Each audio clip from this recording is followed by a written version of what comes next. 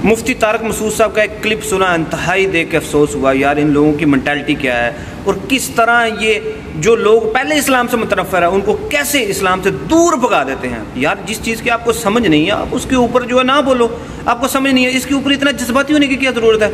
मुफ्ती साहब से किसी ने सवाल किया है कि औरतें जो मर्दों की तरह मतलब दोनों साइड पर टांगे करके बैठती हैं उसके बारे में क्या है, तो मुफ्ती साहब को गुस्सा आ गया, कहते हैं नंगी करके बैठा लो उन लोगों को। अस्तगफिरुल्लाह, यार मुफ्ती साहब कुछ तो ख्याल करो, मतलब आपको नई चीज़ की समझ जो आपकी समझ से बाहर है उसके ऊपर माजरत कर लो। पहले आप मुफ्ती साहब का क्लिप देखें कि उन्होंने क्या शेड्यूल क्या छोड़ दिया। नहीं आया मसला क्या है। मुफ्ती साहब इस बारे में कुछ तवज्जो फरमाया, कल मोटरसाइकिल बनाना बेहाई शुरू कर दी, पीछे 2 ख़वातीन बिठाते हैं, बेटी या बहू को बिल्कुल मर्दों की तरह बिठाते हैं और गैरत जब ख़त्म हो जाए तो जो मर्ज़ी करो, ठीक है ना। ये सब ब्रॉड माइंडेड बनते जा रहे हैं। यार क्या होता है मौलवियों ने कहा यूँ बैठो है, जिस तरह बैठ के तो हम कौन सा गलत हैं, तो आप पैंट उठार के बिठाओ उसको अपने साथ, सही है ना, उसके कपड़े उतार के बिठाओ। आप बेहयाई फैलती जा रही है। जब कोई उस पर उंगली उठाता है तो लोग कहते हैं ये मौलवियों के दिमाग क्या होते हैं, बोलो गंदे होते हैं।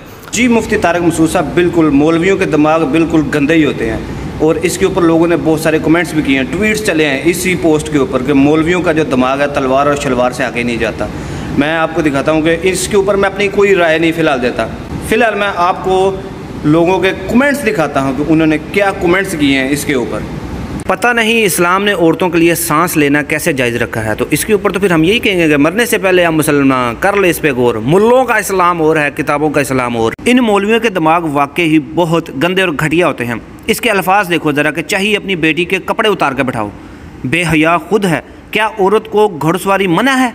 क्या इसमें औरत मर्दों की तरह नहीं बैठती? भाई बिल्कुल यार, वैलिड पॉइंट है आपका। बस अपनी नज़र की हिफाजत नहीं करनी, औरतों का जीना हराम किए जाओ।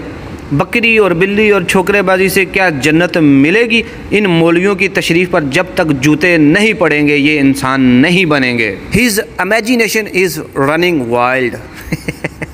आई थिंक यू आर राइट। दरअसल बात यह है कि नबी करीम सल्लल्लाहु अलैहि वसल्लम ने फरमाया कि आखिरी ज़माने के उलमा आसमान के नीचे बदतरीन मखलूक होंगे। हदीथ अनऑथेंटिक है बट हो कुछ ऐसा रहा है दीन के दलालों से अल्लाह की पनाह। अब थोड़ा सा मैं देवबंदियों का भी इसके ऊपर मसाला डाल दूँ। एक तरफ तो गंगोही और ननौतवी भरे मजमे में पब्लिक की गैदरिंग में जो गंगोही व ननौतवी को बुलाता है कि आ जाओ इधर लेट जाओ मेरे पास, एक ही चारपाई पर लेटते हैं, तो वो जो है ननौतवी थोड़ा सा शर्मा जाता है, कहता है कि साहब लोग क्या कहेंगे।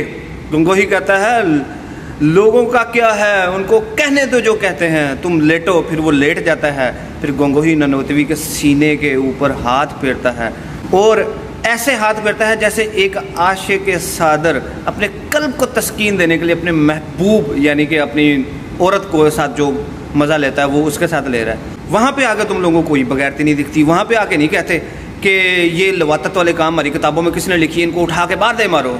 वो तो आपके बुज़ुर्गों के अक़वाल हैं और उसको इसी वजह से तो देवबंद के मदरसों में ज़्यादा लवातत होती है। अल्लाह पाक इन लोगों को हिदायत दे और इन लोगों को समझने की तौफ़ीक़ अता फरमाए कि इनका दिमाग जो है शलवार और तलवार से आगे चलाने की तौफ़ीक़ अता फरमाए। और उसके बाद अब जो है मैं अली भाई की भी वीडियो चला देता हूँ थोड़ी सी, क्योंकि हमारे उस्ताद का भी इसके ऊपर मौक़िफ़ होना चाहिए। तो क्या जो अली भाई हैं वो इस मौक़िफ़ के ऊपर कितनी को तायद करते हैं? एक लड़की मोटरसाइकिल के ऊपर दोनों साइड पर टांगे करके बैठे, तो कहाँ तक ये सही है? चलिए भाई, अगर पर्दे का एहतमाम किया जाए तो ख़वातीन साइकिल या मोटरसाइकिल चला सकती हैं, क्यों? पहला सवाल ये, क्या इस्लाम का मिजाज है कि औरतें मोटरसाइकिल लेके बाहर फिरती फिरें? हाँ, अगर कोई औरत बेचारी इतनी मजबूर हो गई है कि उसके घर कोई मर्द नहीं है, कोई सौदा सिर्फ लाने वाला नहीं है, चिंचियों के किराए नहीं वो दे सकती है, मोटरसाइकिल में उसको आसानी है, तो वो अपने शरी पर्दे के हुकूक रखते हुए बिल्कुल चलाए। इस्लाम में तो कहीं इसको आराम नहीं किया गया। यानी अगले ज़मानों में औरतें भी तो मतलब ऊँट के ऊपर सफ़र किया करती थी, ठीक है ना जी।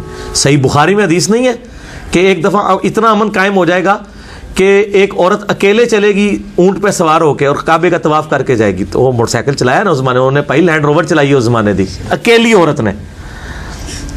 उस ज़माने की लैंड रोवर तो ये ऊँट ही था ना। इससे यह भी साबित हुआ कि अगर हालत अमन हो तो औरत बगैर महरम के भी सफ़र कर सकती है। ठीक हो गया।